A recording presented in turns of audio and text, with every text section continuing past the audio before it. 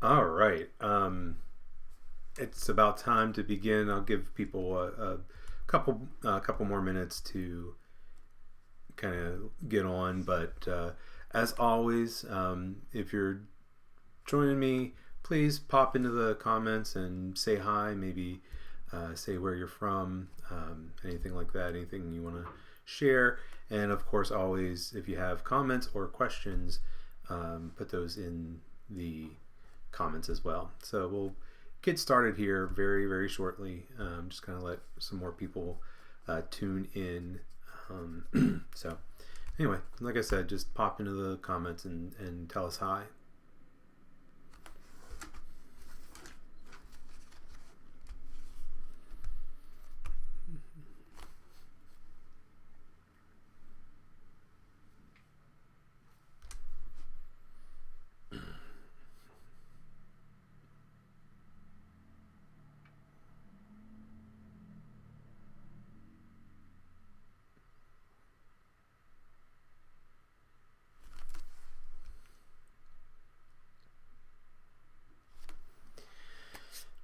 Okay, I'm going to go ahead and get started. Thanks so much for joining me today. Really appreciate you tuning in.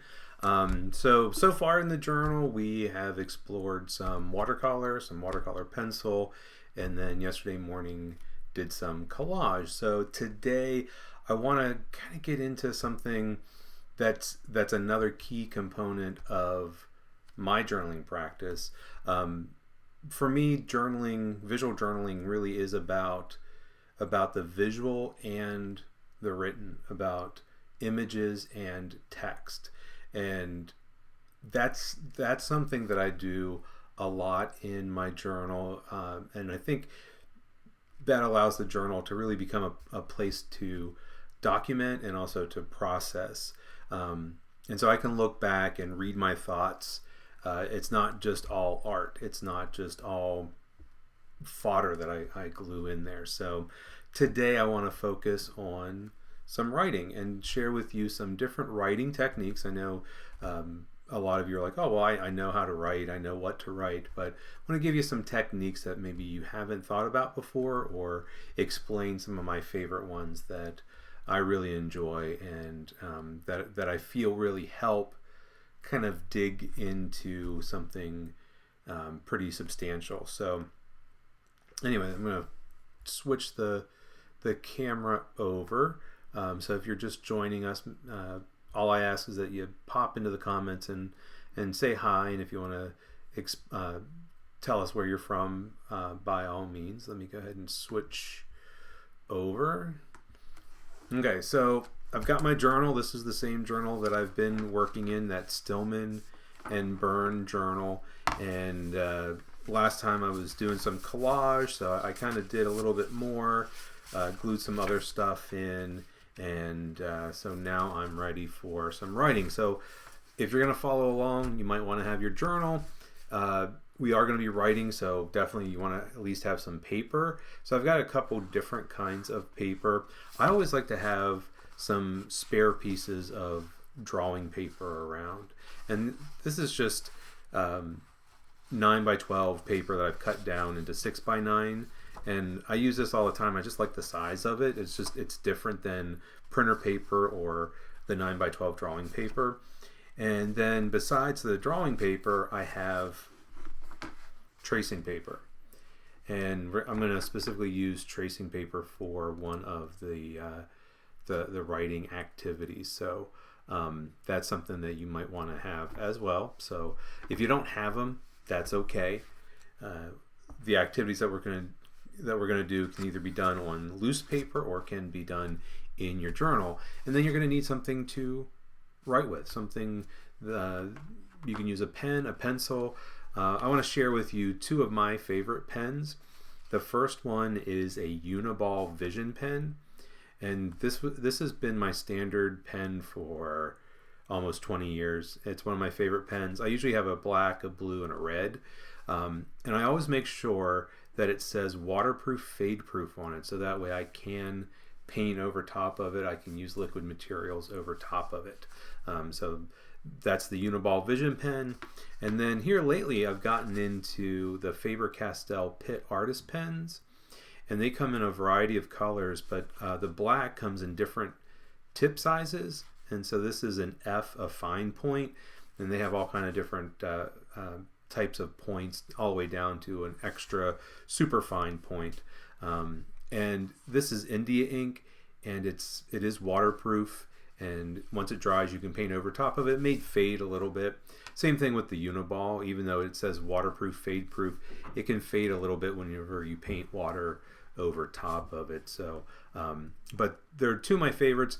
One of the reasons I switched to the Faber-Castell is that the Pitt pens tend to not do so well on airplanes, and the pressure inside from the change in cabin pressure can really do a number, and then it starts basically spilling ink, and big ink blots come out. So I've been doing a lot of the Faber-Castell, but I'm going to go ahead and turn back. Since I'm not in an airplane, I'm going to go back to my Faber-Castell, or not my Faber-Castell, my Uniball Vision pens. So just let me double check. Like I said, if you are if you're just joining in, like, pop into the comments and say hi to us. And for some reason I can't see the comments. Oh well, figure that out later. So writing, like I said, that's a very key part of my journaling experience, and I want to start off with a very simple writing technique, and it's basically making lists. So I'm often asked, like, well, how do I get my ideas to about what to write about? And one of the things is I have some standard prompts, and I love making lists. So I'm going to start off with a list of some of my journal prompts that I use a lot, and explain kind of where they've come from. So there are 5 very standard ones that I really like, and I'm going to make a list right in my journal. And so you could do it right in your journal. You could do it on a notepad or wherever you want to, but I'll eventually end up working these into the page. But the first one is place.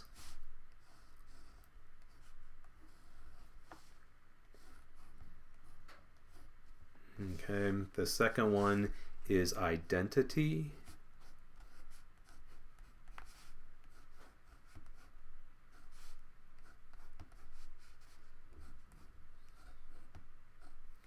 The third one is memory.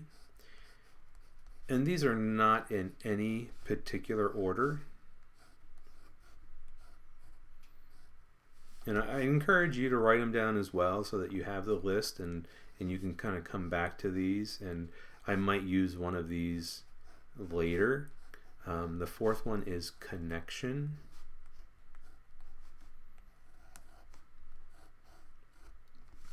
And the last one is solitude. That one might be kind of appropriate with what's going on now. Okay, so why these 5? Well, they're what are known as big ideas. They are things that whenever we think about them, it doesn't conjure up just one single notion. So if I say the word tree, you might automatically start thinking of a pine tree or an oak tree or a maple tree, but it's very limited. But if I say place, everybody starts thinking of maybe a different place. And so big ideas are full of ambiguity, and they are full of multiplicity. And so that notion that you ask different people about it, and they're going to think of different things. And so thinking about big ideas, they are broad human issues or concerns. I could put a whole bunch more in there. Power, struggle, those are some. Technology, nature, but I really like these because they are very much connected to journaling, and I think they really lend themselves to getting some personal responses. So you probably noticed that as I'm talking and explaining about the big ideas, I'm just going back and I'm sort of embellishing or highlighting the words. And all I'm doing is kind of thickening them up. If I wanted to, I can go back later and color them in, but I kind of like how they're open and they're not these perfect letters. So that's something that I do a lot, is that yes, I'll write in the words, I'll write in text, but then I will often go back and embellish or embolden the words. So anyway, now I'm not going to do anything else with these words right now, because I often like for things to sort of sit and kind of fester. So I really think with journaling, a lot of times it's not about going in and having a real strong notion of this is what this page is going to be about and this is going to be the theme. I think a lot of times the themes start to emerge. And so these 5 words just kind of give us a starting point, and we can kind of start letting our mind work with the words. And there might be one word. So as I was going over the list, maybe there's just one word that you just feel like, oh yeah, that word, I really like that word. Well, kind of remember it, or if you want to circle it or highlight it or something, it might be something that we're going to come back to in a little bit. So one more word to go.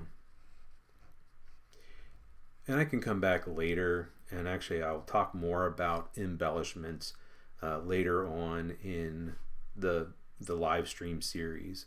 So in a later video, I'll kind of talk about those things. But yeah, so just I tend to write a lot in uppercase. So anyway, so there's that. All right, now I'm not done with my lists. So I'm going to turn to another really awesome tool, and I forgot to mention this in when I was talking about what you need, but maybe you have a random book close by. So I've got this book, A New Earth by Eckhart Tolle.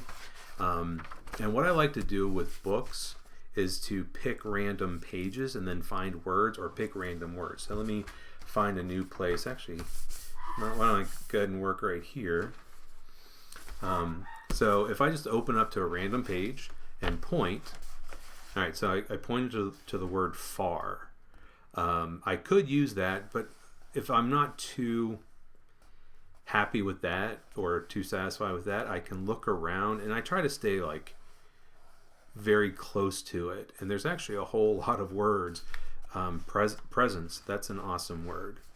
So I'm going to write that down. So if you have a book close by, open it up. Even a dictionary. I've got these little spelling dictionaries, which are just lists of words, or sometimes you can go online and there's random word generators. Okay, so close the book again. Let's go ahead and pick another one. All right, I pointed to the word your and child, but there's, again, all this stuff around it unconsciously. That's a good word, but maybe I'll take off the ly and just make it unconscious. So I don't have to use the word exactly the way I see it. And what I like about this technique and this way of doing things is that it just helps me generate ideas, especially if I don't know where I want to start. So another random one. I'm not even looking at the pages. Let's see, what did I... wanting. Okay, so that's a good one, wanting.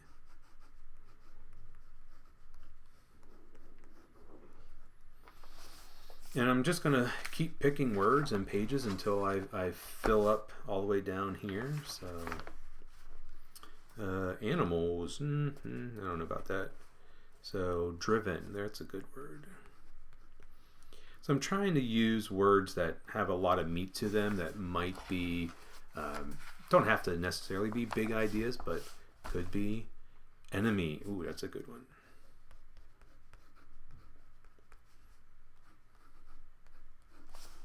You could do this with the newspaper and just sort of flip randomly through it. Oh, I landed on identity. I already have that one, so let's see what's around here. Levels.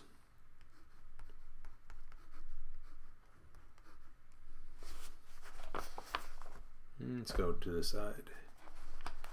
Let's see. Controlled. So I like that word, control. All right, flip around. Means. I like, there's a word near it, target.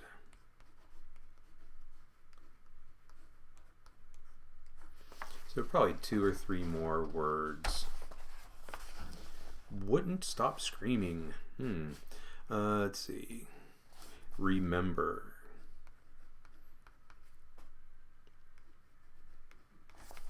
So you can set up kind of the rules for yourself. Do you have to use the word that you land on, or can you pick a word that's close by? Let's see. True, aware. I like that word, aware.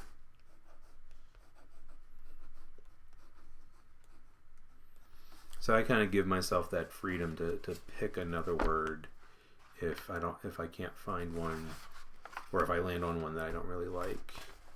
Medicine. Do I like that one? I think I do.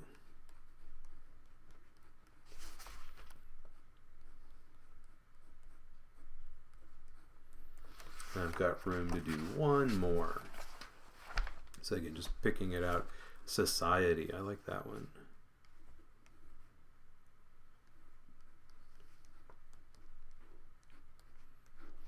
Okay, so now I have this list of random words. Presence, unconscious, wanting, driven, enemy, levels, control, target, remember, aware, medicine, society. It almost sounds like some kind of weird stream of consciousness poetry. And it kind of does, doesn't it? All right, so that's one technique, another technique. So we've got just making a list of big ideas, using random words, and now we're going to kind of maybe combine them.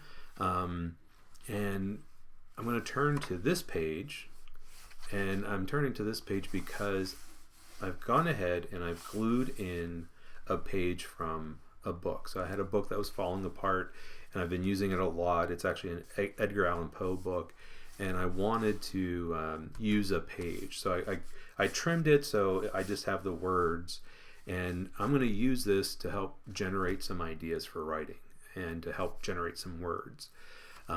Oftentimes I use it and I just like the texture of the text, and it makes for a great background. But now I want to use this for picking out words. And one of the things that I'm thinking about is this idea of blackout poetry. I don't know if you're familiar with that. You reach over here and get a book.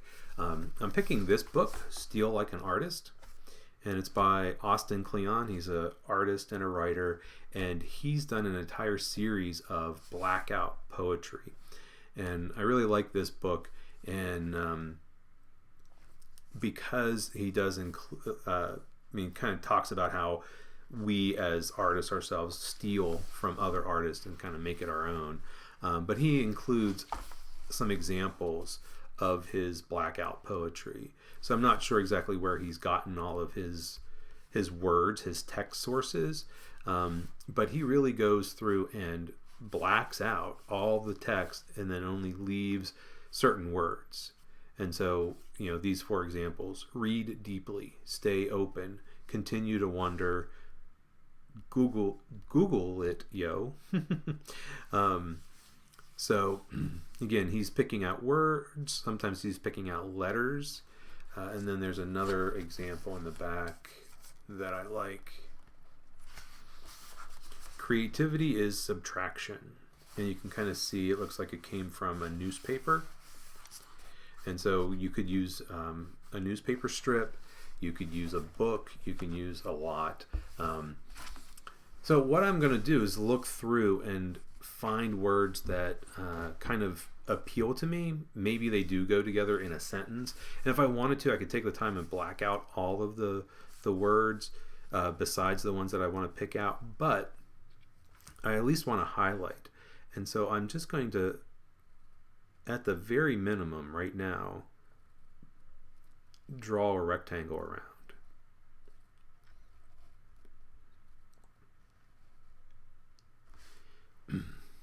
And so I found that word security. I like that a lot. Up here's the word voice.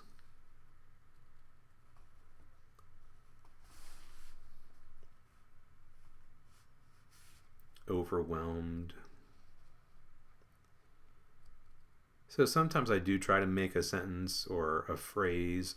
Other times I just like picking out the words. Fury.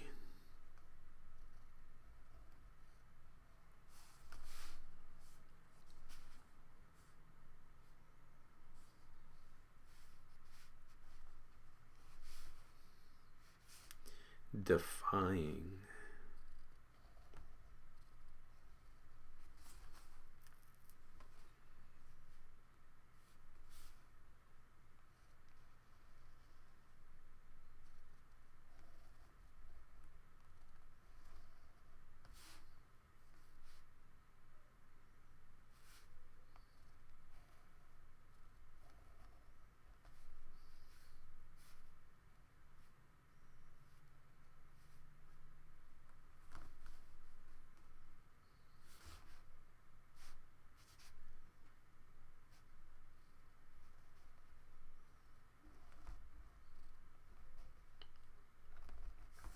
So I can pick out as many words as I want.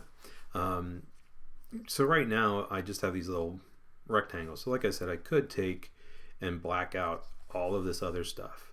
A lot of times what I'll do though is I'll use my paints and my watercolor pencils, and I'll kind of work in around and sort of cover or obscure the text in the background.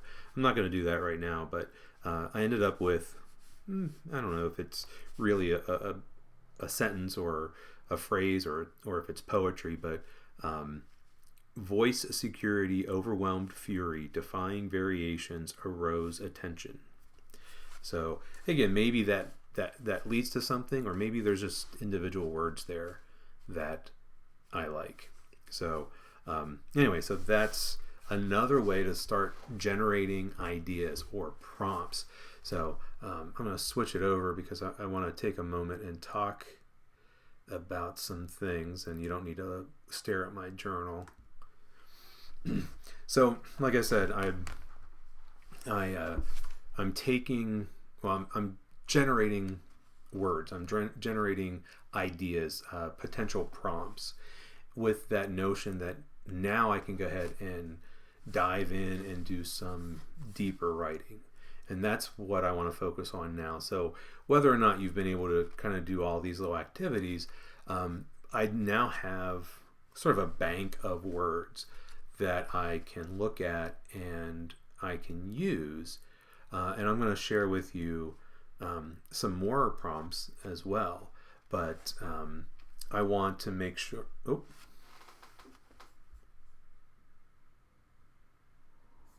It looks like I've had some issues.